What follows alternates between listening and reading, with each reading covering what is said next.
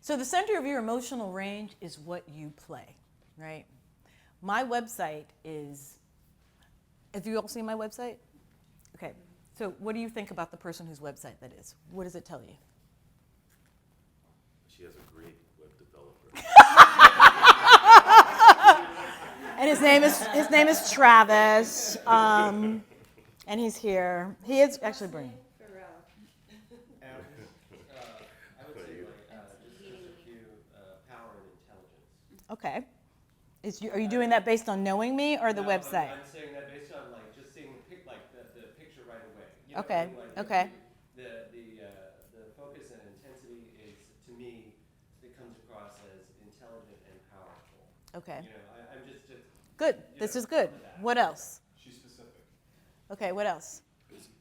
Remember that? Remember the exercise I did in the class in the retreat? What do you know about this person? Pay attention to every element. What do you know about them? That's good that you feel that. You don't even have to look at the words. What do you feel? Character. Okay, what else? I was gonna say the color selection. This is not for me just working on it, but just from from a user experience perspective. Mm-hmm. Like it's cozy. It feels almost like there's home, and the light brings. There's a dark to light that brings you into center. Like so, you almost kind of settle in. Mm-hmm. Mm-hmm. And then the movement brings you the way it moves. It brings you to straight to the quotes. Mm-hmm. And you kind of sort of drift right on the homepage for a little bit and go, okay, what's going on here? Mm-hmm. Then the next thing is I immediately see that there's a way to get a hold of you before I start going on to anything else. Those are the two experiences. It's I find out about you, I can get a hold of you. Okay. And then look at this website. My other website. And tell me what you know about this organization based on the site.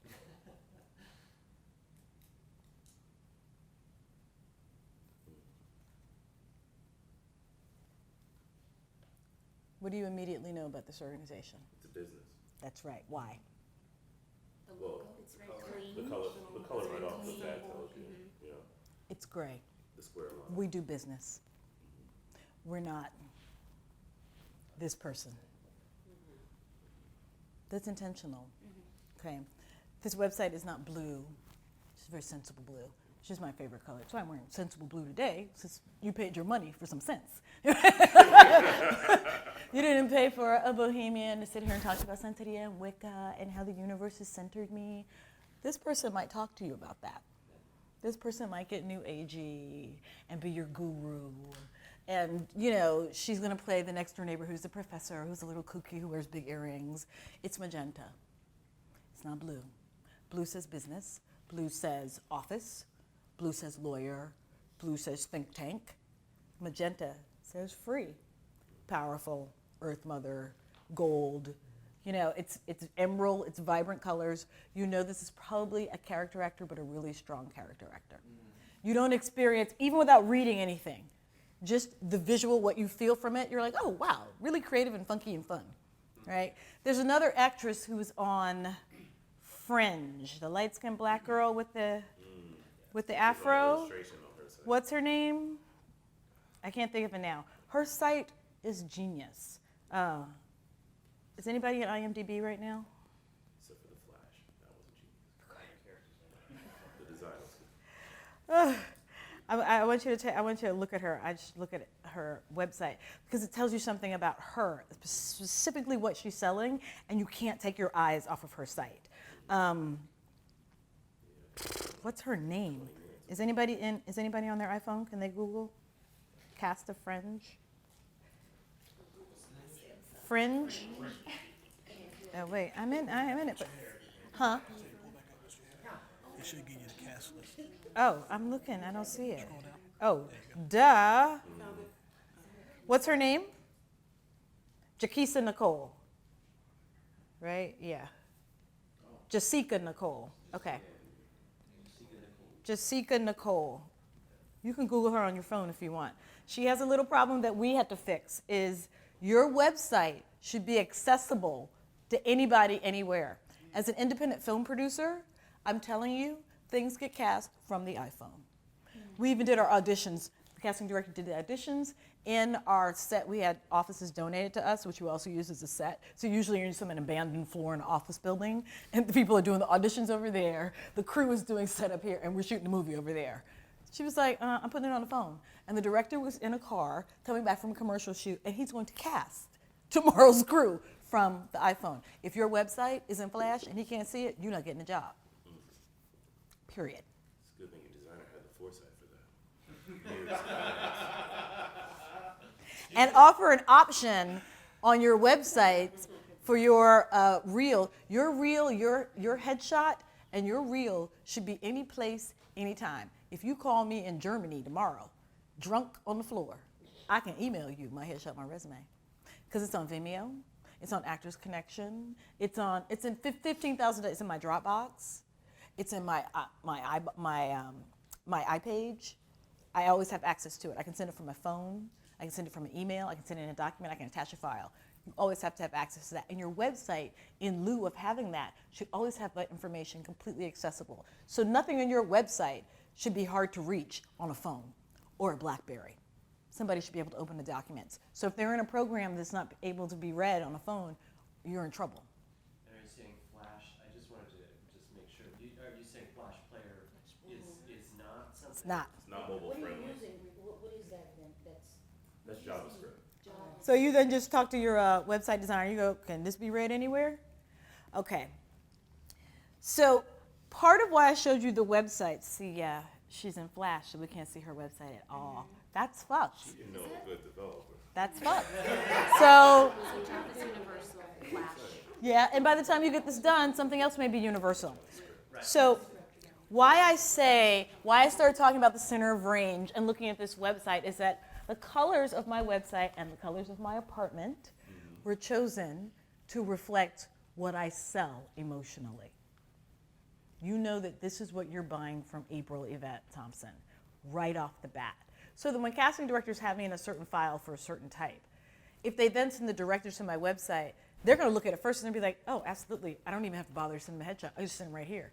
Because I know who she is. Let's work for me, the casting director, in communicating who she is, because this is going to pop up on his phone. And he's going to be like, she is our art curator, like there. Or she's our West Indian woman who sells art. Like, I've been cast from my website. And emotionally, I had to figure out what it is that I do, because I will be playing that the rest of my life. You know, what is this ingenue business? I was 6 and I was a grown woman. I've never really played an ingenue. I've always played this. When I was 6, this is who I was. Well, the book said, and I'd like to discuss it with you. I was never an ingenue. I had to be like, well, is it a soubrette or whatever? So everything about me, when I walk into a room, I may have on a conservative wrap dress. This is totally in my scheme, though. And I have big funky earrings and have the funky boots, even though this is toned down because it's on camera. But I'm always communicating the same, hair, no hair, you're always getting emotionally the same person, even in auditions, all the time. This also communicates solo performer, because this is a different person in every single screen. And I get that all the time, like, God, you're unrecognizable. And I was like, because I'm a solo performer. I don't mimic, I become this other thing, male, female, whatever, I become it. And you totally believe that I am that thing. That's what I sell. Always. It's what I sell as an artist because I'm a producer and I'm a writer and I'm an actor. I transform and all those different brains move. That's what I sell as a whole. Your website needs to sell essentially who you are and what is the most marketable thing about you. Right? The center of range, and I'm going to use you as an example, and then I'm going to say an example that someone did this with me. So, favorite scene in a movie and why? We're working on this exercise right now. I was just looking at it, so, the color purple. Uh-huh. God's trying to tell you something. Mm-hmm. And why? Yes. Specifically. What's the sentence I kept asking you day before yesterday? What's the sentence I asked you day before yesterday? What do you feel? Uh-huh. What do you feel? What do you feel? I've been dreading this. I know. Thinking, what do I feel? I guess looking at it again, I felt this sense of anticipation, Mm-hmm. and as the scene goes on, this sense of release, Mm-hmm. like a burden was fell off or Mm-hmm. was lifted, and I felt happy. Mm. So it was a few things. A few Mm-hmm. things I felt throughout the course of it. You think that's specific? No, no.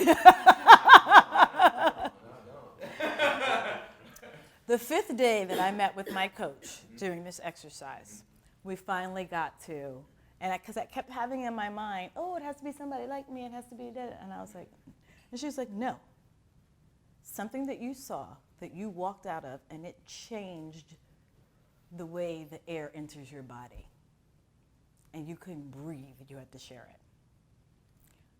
Waiting to Exhale, silly little movie.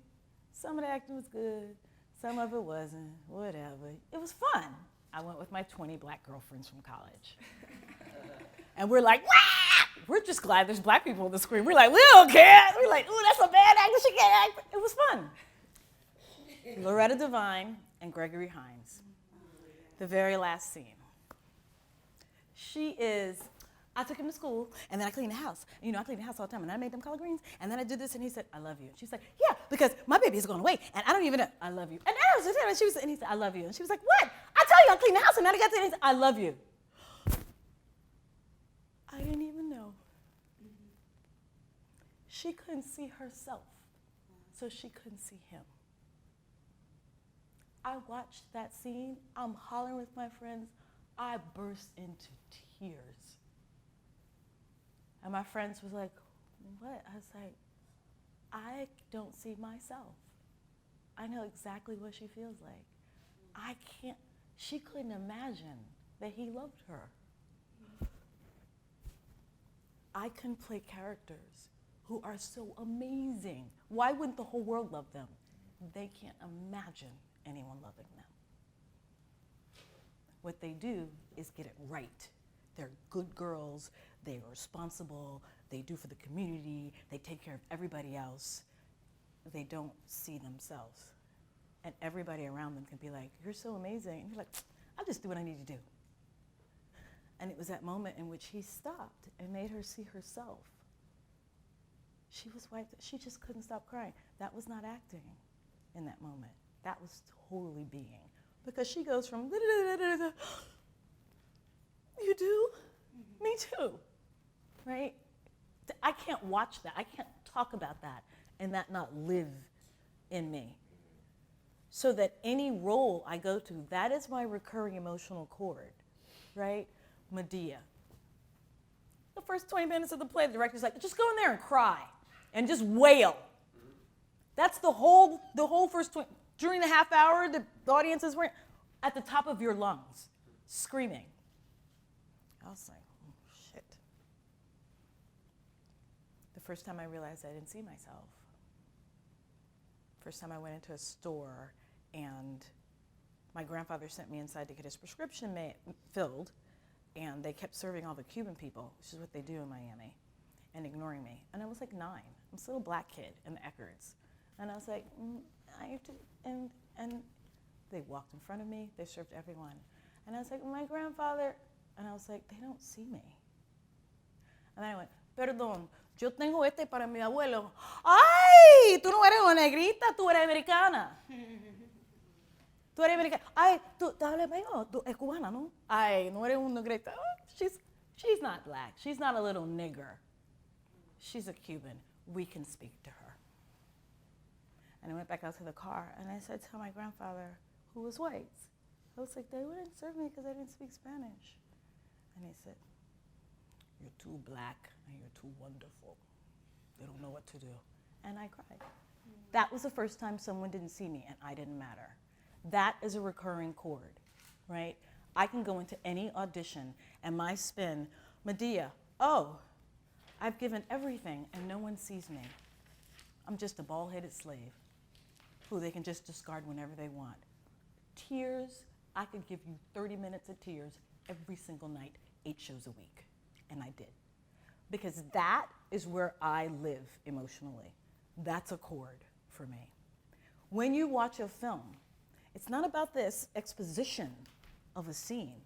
It's about what is at stake here for this character. How are they changed by the end of the scene? What has it cost them? What have they lost? What have they learned? And those are archetypal things. Loss of justice. You know, if you're being taught Meisner properly, yeah, I said it. By the end of your second year, your teacher is saying, now we've examined your chords. I would like you to move, even by the first year. So through the first semester, you've had different activities and you've explored humiliation. My humiliation exercise was putting blackface on my face in front of my entire class. It was all white. I was like, oh. And my teacher said, okay, we've got humiliation. That's about 180 degrees. You know how to do that. So next time you need to access humiliation, that's the chord you pluck, right? Sensuality and being desired. Woo! Took me 3 years to get to that exercise. No clue. And my teacher said, that's your chord. Every film, every play. I can read a novel. I read Edwidge Dandicott novels about Haitians and boats dying and his father having to let the child live and jumping in the water with the sharks. I could be on the subway weeping. Wole Soyinka, Death and the King's Horseman. Didn't even matter what, those are my chords. So you watch films and you read books and you watch plays and musicals to figure out what gets you right here emotionally, because that's going to be the source of your work. That is going to be the source of your specificity. And when I'm working with a student, like the student I was talking about, Frank, once I figured out what his emotional chord was, pladow. We could put together a whole series of plays and movies, did his reel. I was like, this is where you live. And he said to me, it was Rocky was one. I don't recall the other movie. It was like some crazy comedy with Bill Murray. It wasn't Lost in Translation. It might have been Groundhog's Day. And I was like, what about Groundhog's Day? And he was like, dude, everybody thought dude was a weirdo. Everybody was just like, and he was really funny, but his funny came from being on the outside and everybody thinking he was an idiot and a loser. I get that. And I was like, and then Rocky, he was like, the guy who's not supposed to win. I was like, that's your chord. Everything that I gave him from then on. I could talk to him about the work from that. I could say, Benedict is making these jokes. He's not going to get Beatrice because he's the guy that never gets her. Lights came on, his Benedict was hilarious because he got the guy that's not supposed to get it. Even though looking at Frank, really good-looking kid. Really good-looking, sort of Italian, Jewish, like Beastie Boys, but really hot. Kind of looking. I was like, you're hot. He was like, nah. I was like, dude, the blue eyes, the Italian thing, it's hot. It's hot. He was like, nah. And I was like, you think you don't get it when everybody else around you. I was like, I understand that. And I could just say to him, and it got to the point where I was like, okay, bring me something back. It's Rocky. She's going to leave you if you don't win. Woo! He could go right to it. That is going to be his emotional chord his entire career. That is never going to go away. But you got to know it. And some of it, and it's why I tell my students to get into therapy. Not just because you're crazy. Because that thing that we talked about, and you are, we all are. I mean, the goal in life is to find somebody whose crazy is akin to your crazy and it all works out. But there's twofold in the process of being in therapy. And I got an email from a classmate of mine asking me about the Landmark Forum. And I was like, cult group therapy, get a good therapist who's focused on you, who has a degree, who can help you solve problems. Those people don't have degrees. They took a bunch of workshops. And it's a pyramid scheme. That's great. You want to make some money? Go do it. You want to work on your stuff? You want to get out of your own way? And actors get in their own way all the time. I mean, I do it. Nobody's ever going to love me. Nobody's ever gonna. This actually happened to me last week. Nobody's ever gonna love me. That's my emotional cord, and now I'm gonna write about it in the scene. Nobody's ever gonna love me. It's Valentine's Day. I need to change this scene. Meanwhile, hello. You are so pretty. I see you all the time. I was like, and then that's what happened to her. Oh my God, she is his beloved. His brother, steady like, he's like, I've been seeing you in the gym for 2 years now. I was like, oh, I can't write about my chords. Somebody wants me. It's the craziest thing ever. Like crazy. And then he was like, he clearly could not get my attention. So he was like, what you doing? I was like, my play. And what happened to her in the play? And then she was like, that is beautiful. And I was like, I know somebody loves her. And he was like, but you fine. I'm trying to love you. And I was like, oh my God, that's my chord. I could play that in the dark with a broke leg and not having eaten in 3 days. Once you know that that is your way in. And once you know how not